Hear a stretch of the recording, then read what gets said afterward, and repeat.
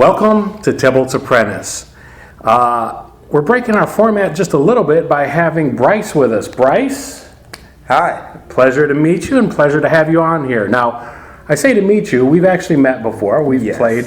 Bryce represents one of those people that's outside my normal sphere of play group or whatever. We talked a little bit last week about the fact that it's great to play with new people and hanging out in your local game shop. You never know when somebody's going to drop in and ask to sit in a game, or you either join them or they join you.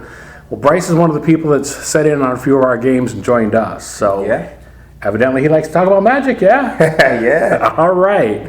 So maybe at a later date we'll do an actual introductory video where we'll sit down and talk to Bryce about how long he's been playing and everything else. But right now, this month, we've been talking about Commander decks. Not the 2019 Commander decks, because everybody's got those now, but some alternatives, maybe some other cards and decks to play against those, or just other fun commanders that are out there, different builds. So before we go any further, I want to say be sure to like, comment, and subscribe. Give us any kind of feedback that you like here, and join us on our Facebook page. You can find us there at Tibalt's Apprentice on Facebook, and of course Tibalt's Apprentice Luck of the Draw on YouTube. But without further ado, what's this commander of yours? All right, so everybody, my commander is, of course, one of the most popular commanders. When I made her, I didn't know that at the time, but my commander is Muldrotha. Okay. And I chose Muldrotha when I was deciding to make my first commander deck, because I knew I wanted to go. Originally, I wanted to go kind of a graveyard theme, because I love black. I love the graveyard. To me, it's home. And so I was like, okay, this commander lets me do all of that with like the entire time. So I'm like, okay, perfect commander. And Muldrotha bred my love of Sultai. Okay, all right. Ever since. So just really quick before we get into it, you've played Commander before that, though. You were just playing the pre-constructed decks. Were you tweaking those at all, or just playing them straight out of the box? So actually, how my friends got me into Magic, surprisingly not that long ago, only in March. Wow. Yeah. I've only been playing Magic since March. I'm even more impressed then, because I played against you a little bit, and wow, you've taken to the game. All right, sweet. Yeah, so okay. They got me in, and they've been playing for years. Okay. So they were like, how they got me in was like, we just got the 2018 commanders. Oh, okay. And we got the 2017 commanders. Oh. So let's play these. We're gonna teach you this game. And they taught me, and then like right away they was like, okay, now we're gonna teach you commander, so we can play this format. Okay. And I'm like, all right, cool. And so we played with that. Though we played with those decks. Okay.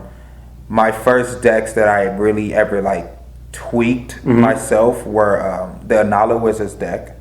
I love that one. I love that deck. It's so great. Yes. And then actually one of my friends, Kalia's. Okay. He had a Kalia deck, and I played it first time. Like, I can see it has a lot of potential, but it needed, the work. Even from the big jump, I kind of realized, like, no, this deck needs some work. Okay. And then they were like, okay, let's make our own decks now. So they're like, we have this pool of cards, find what you want, and make a deck. Awesome. And so I was like, all right. And I started building it, found my commander, and did not build a great deck.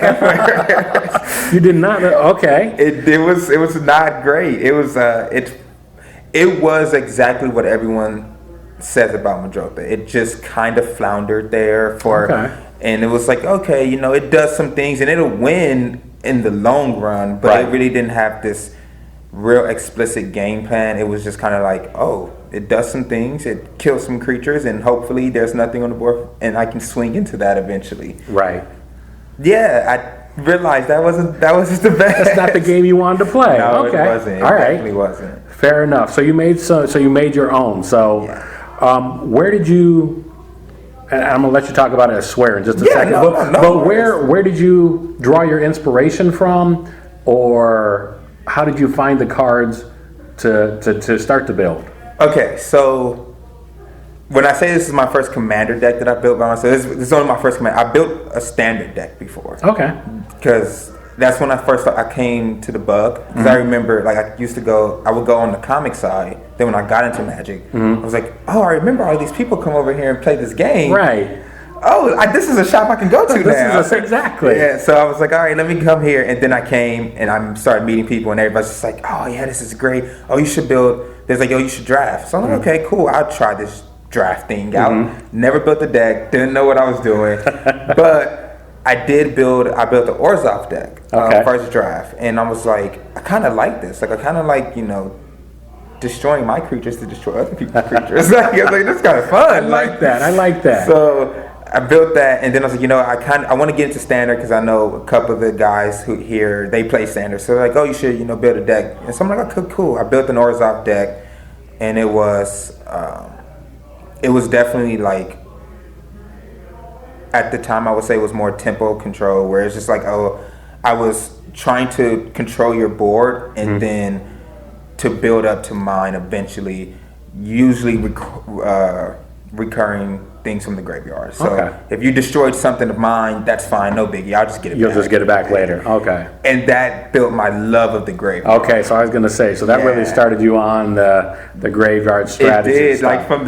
the jump. I was like, why would I only play with a hand? Right, exactly. So that's only half my resources at this point. Okay. It's fair enough. So let me stop asking you questions and let me now you talk and tell me about this. All right, so let's start with the land base. Okay. So I fluctuated between 36, 37. I'm at 37 lands right now. Okay. And it's pretty solid. I can usually hit my land drops. Now, with my land base, so I run Urborg because a majority of my deck is black. Okay. And two cards that I love in this deck are Thespian Stage and Lotus Field. Awesome. And when I saw Lotus Field, because I already was running Thespian Stage, I was like, this is kind of a cool card. Sure. And when I saw Lotus Field, I was like, wait, this works together so well. And so the land base is it's definitely a lot more improved than it was before. I run only 3 or 4 lands that come in tapped. Okay. My friend's land base is really good. Like, it's spot on what you would call just perfect land bases. Okay. And so I'm like, I can't run tap lands with you, because it's like you can't. It's too slow. Exactly. Yeah. So I've improved it, throwing some shocks, some check lands. I even have one of the battle lands, and run a lot of I run a decent amount, like 12 to 14 basics. Okay. Just because it's I have ramp in my deck, and I have a lot of basic land ramp. Okay. But what's cool about my deck, what I love about it, is I can actually go and get any land almost always. Like, almost every game, I can reasonably find any land in my deck. Okay. So if I need Urborg, I can go get Urborg. If I need Lotus Field, Thespian Stage, I can go get that. Like, I used to run Hour of Promise, which lets you go get 2 lands. Right. So that would be, I would always go and get Lotus Field. That's exactly. Like, I would just be like, I don't need to do nothing. I just ramp right now. Yeah. But I took that out, swapped it out for Temple Discovery. Okay. I haven't really seen what it can do just yet, because it's fairly recent change. But I would say just a quick, like, real story. Like, last game I played with it, I did play Temple Discovery, and one of the players, he was like, I normally don't ever say this, but I'm gonna have to say no. And I'm like, darn it, because I'm realizing, like, okay, I think everybody will go for it. The Lord Windgrace player is like, listen, guys, if we don't do it, I'll destroy whatever land he gets. And I'm like, this is about to be bad, but you know what? So that's when the politics comes into the game. Okay. I was like, you know what? It's okay, man. You guys got to do what you got to do. Yeah. So that's the land base. The land base is like, it's solid. It ramps. My deck ramps hard, and for a very specific reason. And part of that is what the deck does. And so the deck is I call it Sotai Aristocrats Control. Okay. It's meant to control the entire board. Like I don't have that many targeted spells in my deck. Like it's mostly I'm just gonna wreck everyone's board at once, and so no one hate me individually. Don't be mad at me. So you didn't pick out any targets. Yeah, I don't. It just happened to. I can respect that. Yeah. I like that. All right. And so but of course, if everyone knows aristocrats, it's meant to destroy my own stuff for great effect. For value. Usually for destroying your stuff, getting me cards, and eventually getting to the game plan of doing a lot of damage to you in one turn. Okay. And so that's the strategy of the deck. So this is why I like to say mine is less just Sotai good stuff and more. No, it has a very specific plan. Because I mean, that's the meta is generally just good stuff. I mean, that's what everybody's for the most part is playing when they do that. Okay. And there are a lot of good stuff cards that I'm like I could run in here, but I saw somebody run a Terastodon, and I'm like, oh, that could actually be a great card in this deck, but because I'm like I could recurve, I can kill it, get it back, do it again, but I'm like, is that really what I want to do? Like, do I want to be that guy to just blow up people's lands constantly? I'm not using Terastodon to blow up anything else. So I'm going to blow your lands up. But I'm like, do I really want to do that? Because the worst part about that that strategy is I could actually pop everyone's lands, and then you get those 3/3s, and then I destroy those. Right. So you're left with pretty much nothing. Gotcha. And it's like, but I'm like, nah, I'm not going to do that. That's me. Okay. So yeah, it's if you want to, about your stuff. Yeah. No, so this is all you. No, this is all you because these I pulled out stuff just to remind me where I'm at with that. Because the next thing I'm looking at is instants and sorceries. You don't seem to have a lot of those in this. No, so I run four instants. Four instants and sorceries. Yes, combined. Oh man, it's I run temp with discovery. Final parting. Okay. So final parting is a tutor, 3 and 2 black.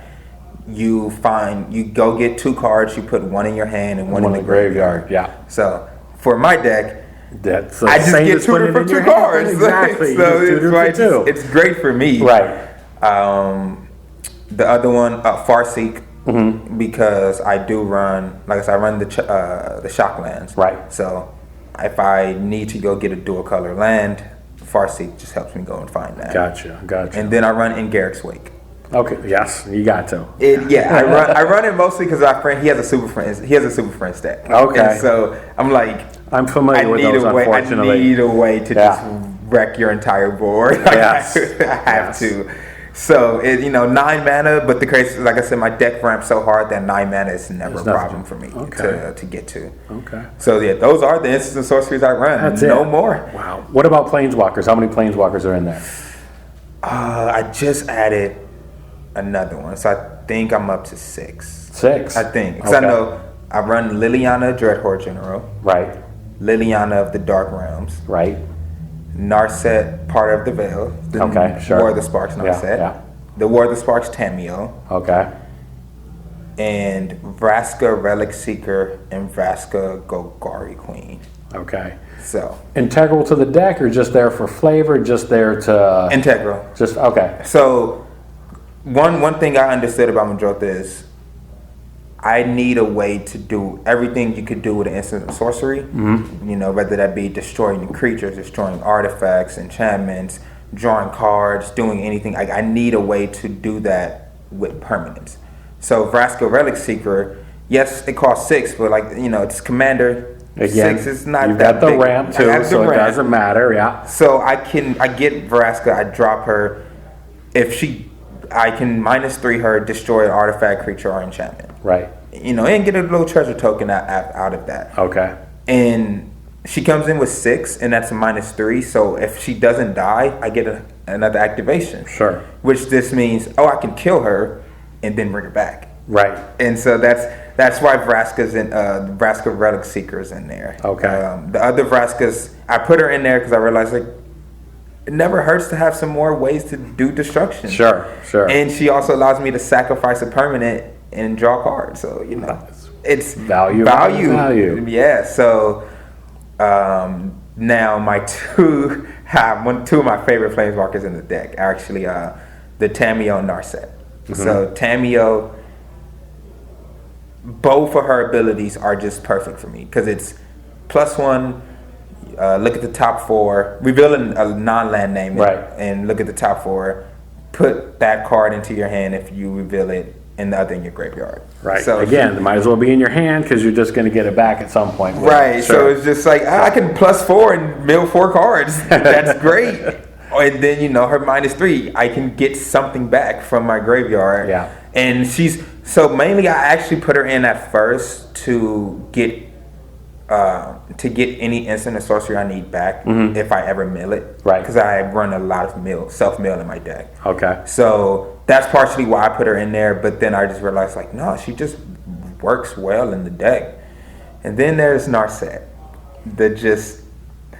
Why did Wizards print this card in standard like at 3? Yeah. It comes onto the board and it just makes you the most hated person on the automatically. And every time I play her, it's exactly what it does. And it's won me games just from stopping people from drawing more than one card. Absolutely. And so that's why she's there. Like I'll minus her if I really just feel like running through 4 cards to find something. Right. I run a fair amount of enchantments, artifacts, and the 6 planeswalkers. So I'm like, I can relatively usually find something. If not, I just ran through 4 more cards that I might not have actually needed. That you didn't need, exactly. Yeah. So then, talking about enchantments, what enchantments are you looking for? Okay, so there's a fair number of enchantments. Like if I need my ramp, then I do run a Zendikar Resurgent. Okay.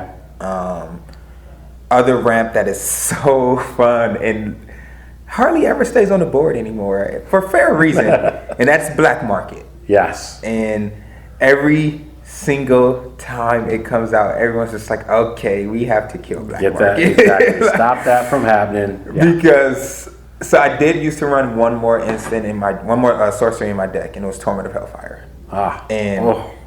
Gosh, yeah, okay. Yeah. So with Black Market, I've won twice because either I've wrapped the board or someone else has wrapped the board with like 20 something creatures on the board. Ooh. So it gets back to me, and I'm like, Torment of Hellfire. And the wildest part is both times I did it, I top decked Torment of Hellfire. It wasn't even in my hand. I just top decked it. Torment of Hellfire. I win. And that was like, okay, I don't want to win like that no more. Okay, all right. Because when I said it didn't do much, that was the win con. It was okay. If I make enough mana, I can potentially Torment of Hellfire. Right. Yeah. So that's why I was like, I don't want to win like that anymore. Okay. So I decided to run Grave Pact, Dictative Variables. Okay. Those are, whenever a creature on your board dies, each other player sacrifices a creature. So in my deck, I run a lot of free sack outlets. Right. So it just becomes, like I said, clear. It becomes like a control-y type of game of you can put out a creature, but you're never going to get to do anything with it. You might not keep it if I don't like it that well. Like if it's anything useful, it's not going to be there long. Right. Fair enough. And yeah, so those. What else do I? I'm trying to think. What else enchantments do I run? I know I run Kaya's Ghost Form, which is just in this deck. It's just perfect. Yeah. And one drop. Throw it onto Muldrotha. You can destroy Muldrotha, that's fine. Yeah. She comes right back. Go right back. And if it's on my turn, I just get Kaya's Ghost Form right back. And then it's just, we going again, and we doing this all over again. Nice. So, but I would say those are the main enchantments. Like, all my other enchantments usually are just card draw. Okay. Ristic Study. Right. Cannot think for the life of me what this card is called, but it's 2 black and a green, and it's we can put it up on So is it the one where a creature dies, you draw a card? Yes, but it's if any creature If dies, any creature dies, at the instant, It's it in my escapes me deck. too because I've Yeah. got that one too. Yeah, that is an awesome card, just being Yeah. able to draw there. But I mean, those two work together. So you next thing though is you use your artifacts. You talked about the sack outlet you have, but artifacts and creatures, they work together Yeah. to basically to finish off the deck. I mean, what are your win conditions? Do you have specific win conditions, or you're just waiting to grind it out until there's just nothing there? So no, I do actually have specific win conditions in the deck. Couple different ways. So there is, I need a sack outlet. Right. So 2 of my artifact ones are Astronaut's Altar and Altar of Dementia. Yeah. And Altar of Dementia is just more. I mill That's myself. just gravy. I'm milling myself. Yeah. But there is a way to. I can mill other people and mill a fair amount of their cards in one turn if I want to. I usually never do it just because it's easier to kill you a different way. Right. But if I ever actually needed to do that, I can. If you can, okay. But so the best artifact in my deck, hands down, Bantu's Monument. It's a Something that doesn't see a lot of play necessarily, or Doesn't. yeah. So how does that work for you? Okay, so Bantu's Monument is black creature spells you cast cost 1 less to cast. Okay. And a fair number of my creatures are black. I was going to say, we've already established that you've got creatures in there that are going to come out and do Yeah. something, so they're cheaper. But it's the bottom text that actually wins me the games, which Okay. is whenever you cast a creature spell, each opponent loses 1 life and you gain 1 life. So the way the deck works is I have a sack outlet, I have Bantu's Monument out. With those 2, I usually try to go and find, like if I find endless cockroaches, with enough mana Yeah. in 1 turn, I can do upwards of 30 something damage to you in 1 turn. Wow. And I've done it. I've made that much mana before Okay. to do that type of thing. Right. It's usually fairly how it wins. Or if I can't get that, then I can get Have and Go Lich. And it's 3 it's 3 blue black for pay 1. And you can cast target creature card from a graveyard this turn. From a graveyard, yeah. So what I would go and get is I'll go and find Playcrafter Okay. or Fleshback Marauder, Sure. any of those, because it's just with Bantu's Monument, I'm casting them from the graveyard, so it triggers. Right. Usually I always usually have like Blood Artist or Falconwrath Noble, Poison Tip Archer, something that's going to drain you for Sure. when it dies. Right. So it's that combo of, like, let's say with Playcrafter, I cast it, drains you for 1. It hits the battlefield, dies, you get drained again, but Right. you also sacking creatures, Right. which is going to trigger my other Those effects pingers. again, exactly. And then, and usually I'm doing that with enough mana to keep doing it over and over. So I will wipe everyone's board, and with enough creatures on the board and enough times to do that, that's just game. You're just like, that's 30. I've done, I think, like 38 damage one time to everyone. Yeah.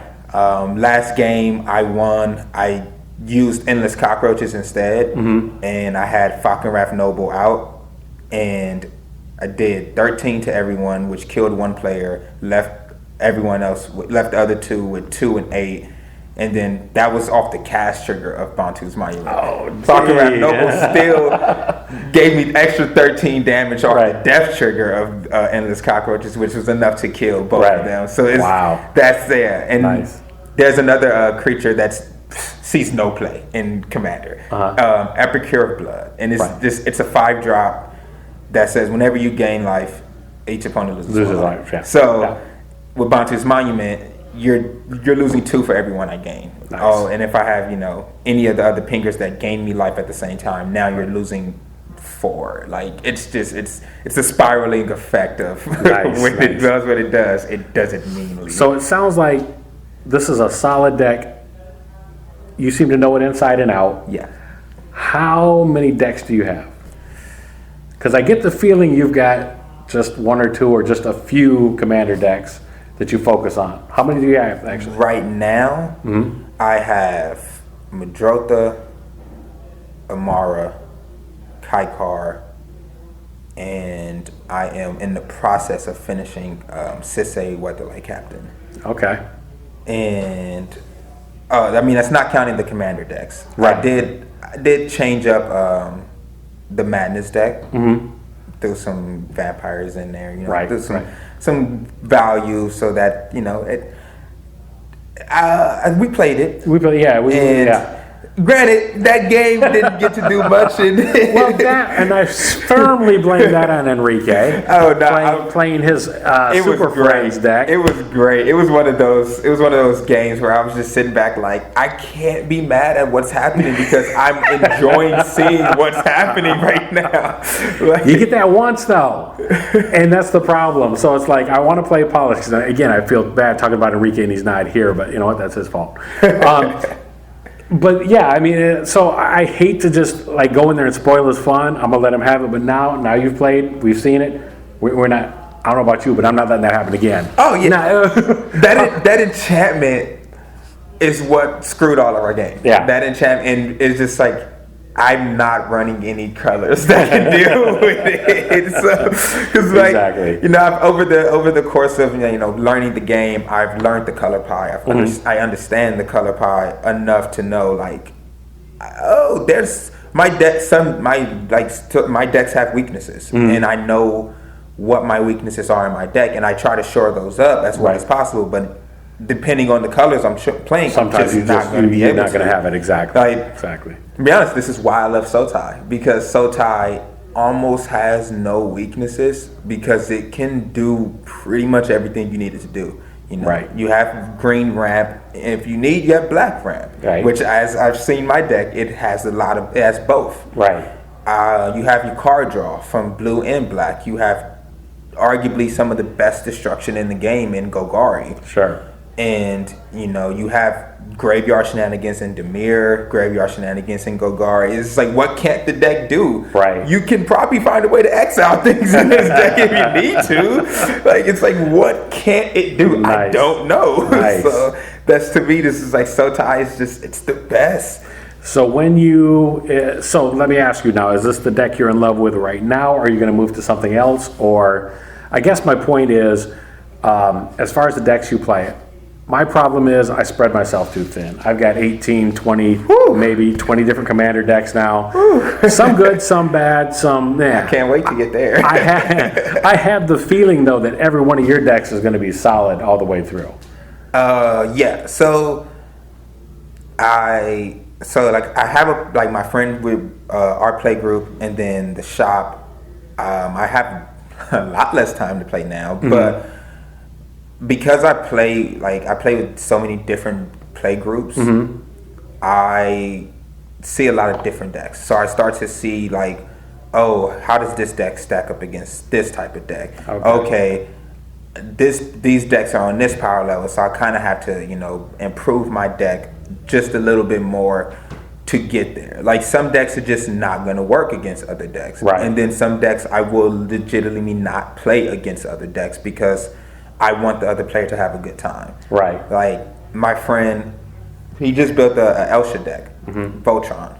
I'm like, I'm not playing Muldrotha against you because it's just going to mean you sit there and do nothing all game because you will never keep Elsha on the field. And you don't run that many creatures. So it's just like, I'm not going to do that to you. That's just mean. Yeah. But I love running Muldrotha against like token decks. Because it's like, how many of your tokens can I kill before I die? Because I'm probably going to get overran. Right. But if I don't, it's going to be sweet watching them all disappear. Oh, man. And you take a point of damage off of each one. Oh, the greatest thing is to drop a Massacre Worm on a field of tokens. Yeah. And it's just, well, you take 28. You're probably dead. If not, you're going to die soon. It's coming quickly. Indeed. Nice. But I run, like, I just built Amara, Soul of the Accord. Okay. And as everyone tells me, why don't you just play Reese instead? It's better. And I'm like, yes, I don't know why it's better, but I can imagine it's better because I've played against Restacks before. But for me, it's I built Amara for just like I just want to tap her. I just want to just make a bunch of tokens, tapping and untapping her. I don't know why, but I'm in love with the tap shenanigans. Okay, it's just the fun of it. Like, fair enough. But I kind of accidentally made it really good. Like I'm thinking like, oh, I'm just gonna have some tap shenanigans. He's gonna do his thing. He's gonna make some tokens. No, turns out the first time I played it, which was yesterday with my friends, it just ran away. Like it just was filled full of tokens. Oh, you wiped my tokens. Okay, filled full of tokens. Oh, you did it again. Oh, you know what? I'm gonna wipe my tokens this time to do other things to kill you all. It's just like it ran away so quickly, and it was just like, man, I didn't realize this deck, and it's mostly because I think that game I drew like 28 cards in one game, just off of the two draw cards that let you draw equal to the amount of creatures you control, and. Gotcha. Yeah, I'm just like every time I had tokens, I was like, okay, I have like 10 tokens. All right, I'm gonna draw like 10 cards right now, and I can do a lot of stuff. I can do a lot of stuff with this, exactly. And that game, it was wild. I got out Mirari's Wake and Zendikar Resurgent. Wow. And I was just like, and I had Growing Rights of Illimak. So I'm just saying, like, oh my God. I don't even know what to do with all this mana, but I'm gonna find a way to win. That's what I'm gonna do. Indeed. And then that it was just like that deck is powerful, but at the same time, that deck also has a weakness. Has the card draw weakness. So if I don't get card draw, that deck will just sit there and not do much else, but make a few tokens and then lose. Maybe we'll have to have you come back and talk about that. Yeah. In the meantime, I definitely want to talk about your beginnings in Magic, where you started, especially since it's been so recently. Yeah. And so on. But I'm going to say thank you very much for sharing this with me and with you guys. If you have any comments, anything that you saw or heard today that you liked, that you thought stood out, or any suggestions for improvements that could be made, because I always believe there's improvements that we can always make in the decks and in our play style or whatever the case may be, leave those in the comment section below. In the meantime, thanks for joining us. Thank you.